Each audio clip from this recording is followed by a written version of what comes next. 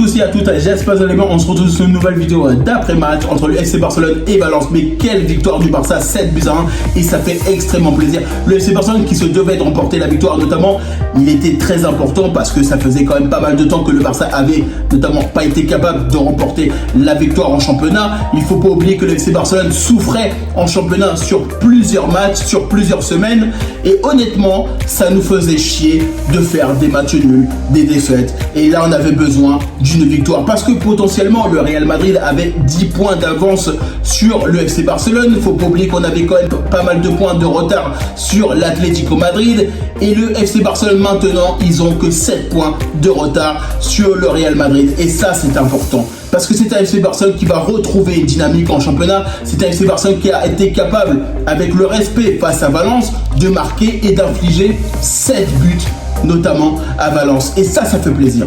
Parce que le Barça retrouve la direction vers la victoire. Et ça faisait quand même pas mal de temps qu'on attendait, notamment une victoire en championnat, et on sait très bien que potentiellement il y avait quand même pas mal d'erreurs de notre part devant le but. Et aujourd'hui, le Barça, sur ce match-là face à Valence, on a fait ce qu'il fallait faire, que ce soit dans notre transition, sur l'aspect défensif où on était stable, notamment au milieu de terrain, c'était très bon. On avait besoin d'une très bonne victoire face à Valence, et c'était un respect de l'adversaire. Parce que oui, actuellement, Valence était 19e au championnat, ils avaient besoin de points, mais honnêtement, on sait très bien que le FC Barcelone a maîtrisé son sujet sur tous les points de ce match-là. Alors oui, c'est le FC Barcelone qui a infligé une grosse défaite à Valence, et ça, malheureusement, pour eux, forcément, ils vont descendre un peu plus dans la négativité, mais c'est vrai que le Barça a fait ce qu'il fallait faire. Le Barça devait gagner, et ils ont gagné. Et peut-être que pour le Barça, ça va permettre au FC Barcelone de relancer goût à la victoire sur le championnat, sur les prochaines rencontres qui vont arriver, les prochaines échéances qui vont potentiellement arriver pour le Barça. Et ça, c'est important, de respecter bien l'adversaire, de gagner, de faire tout ce qu'il faut, notamment pour remporter les matchs. Mais il y a quand même des choses qu'il faut évoquer dans cette vidéo. Il y a des choses que moi, je ne comprends pas, comment, notamment Szczesny, il a pu sortir, notamment face aux joueurs de Valence, de cette manière-là. Parce que là, je ne comprends pas énormément de choses. Il fait énormément d'erreurs, notamment on l'a vu face au Benfica Lisbonne, avec sa sortie, il se gourre complètement avec Baldé. Et là, encore une fois, il sort, il fait n'importe quoi notamment face à ce joueur de Valence. Mais quand est-ce que Hansi Flick va comprendre qu'il ne faut pas mettre Szczesny titulaire? Remettez-moi Iñaki Peña. Alors forcément, moi je pensais qu'il allait jouer sur certains matchs de coupe, sur certains matchs de championnat. Oui, je pensais ça. Mais honnêtement, les erreurs qu'il a commises sur ce match de championnat, pour moi, c'est totalement lamentable. On ne peut pas se permettre aujourd'hui de faire des erreurs de cette manière en championnat. Surtout qu'en plus de ça, potentiellement, oui, le FC Barcelone avait déjà mis 5 buts à Valence, qui est potentiellement déjà une victoire pour le Barça. Mais si la situation serait autre et que le Barça gagnerait qu'un seul but à 0, et ben ça aurait pu nous porter préjudice. Parce que ça, si on est capable de faire des erreurs à ce moment-là du match, alors que les choses sont totalement différentes, et ben on offre des opportunités à l'adversaire. Et ça, c'est des choses que pour moi, on ne devrait pas commettre. Parce que moi, ces erreurs-là que notamment Szczesny a fait, ben pour moi, ce n'est pas capable et digne d'être un professionnel. Alors oui, on va me dire, oui, mais toi, tu fais quoi pour dire ça, etc. Mais c'est une réalité des choses. Pour moi, aujourd'hui, Szczesny, ce qu'il a été capable de faire face à Valence, et encore heureusement que, honnêtement, il aurait pu avoir penalty. Parce que oui, forcément, le penalty a été annulé grâce à la faute, potentiellement, sur Jules Koundé.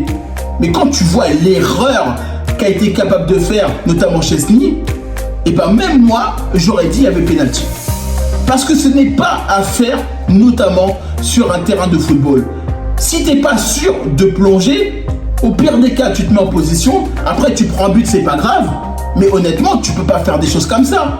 Parce que derrière, si le FC Barcelone, et je le dis bien, on reprend un carton rouge, il va falloir encore et encore se structurer. Il va falloir potentiellement derrière mettre un gardien de substitution, sortir un attaquant parce qu'on aura eu un carton rouge.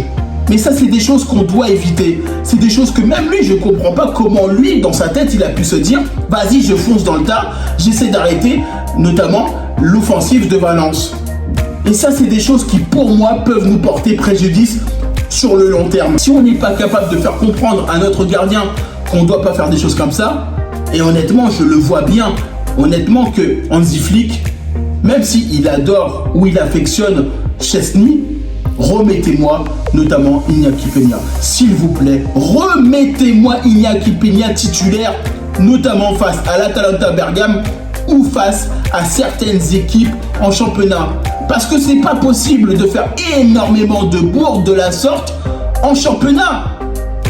Je comprends pas. Il y a aussi un aspect que j'aimerais parler notamment dans cette vidéo, c'est notamment Frenkie de Jong. Frenkie de Jong qui ouvre notamment le score sur le premier but. Mais honnêtement, ça fait combien de temps qu'on attend un Frenkie de Jong qui soit capable d'être buteur, qui soit capable d'être bon au milieu de terrain, et qu'on attend et qui soit capable de faire des très bonnes choses au FC Barcelone. Alors oui, moi je suis totalement content qu'il a été capable de marquer, et parce que ça nous a fait du bien aussi de marquer à ce moment-là du match. Ça a totalement dynamisé le FC Barcelone, mais c'est vrai qu'on attend beaucoup après Frenkie de Jong. Tu sais très bien que je suis un peu vraiment dans l'optique de me dire que Frenkie de Jong, pour moi, il faudrait le pousser vers la sortie. Pourquoi? Parce que en fait, à chaque fois, c'est difficile. Et surtout qu'en plus de ça, ça fait tellement de temps qu'on attend après lui. Et on le sait très bien, je sais, on va parler potentiellement de quelque chose qui pour moi est important aussi. C'est notamment le cas de Coutinho. Coutinho, c'est pareil. On a tellement attendu de Coutinho. Il n'est jamais arrivé, le Coutinho de Liverpool. Et bien là, c'est la même chose. Le Frenkie de Jong de l'Ajax Amsterdam, il n'est jamais arrivé au Barça.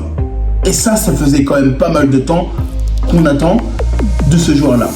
Alors oui, je sais très bien, on va me dire oui, mais potentiellement tu mets qui à la place?